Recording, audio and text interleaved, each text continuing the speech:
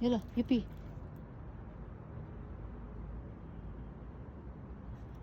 Sige na. Yala, Benz. Benz, go. Yala.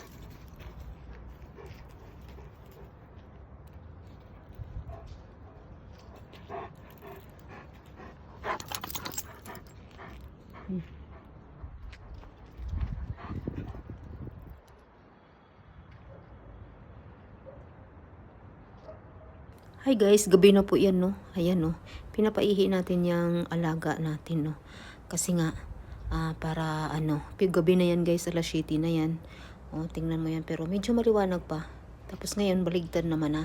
Sa umaga, masyado nang madilim ang alas 6. Kaya, ganyan. Nakakatakot na ngayon ang hapon kasi ang alas 6 sobrang ng dilim, no? Kaya kailangan pag umalis tayo, umuwi tayo ng maaga. Kaya lang po guys, thank you for watching. Bye-bye.